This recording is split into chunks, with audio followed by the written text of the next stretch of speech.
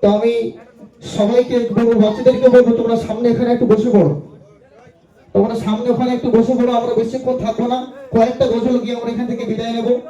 তো সর্বভাগ্যে সর্বপ্রথমে সেই মহান রব্বুল আলামিনের শানে কি রাত হামদে বারি তাআলা আমরা পরিবেশন করব।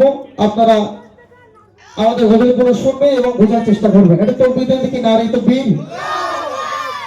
এই গ্রামে কি এই জোর আরো জন হবে না? নারী তাকবীর, নারী তাকবীর।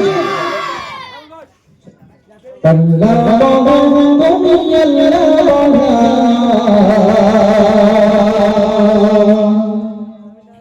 তুমি দয়াময়, তুমি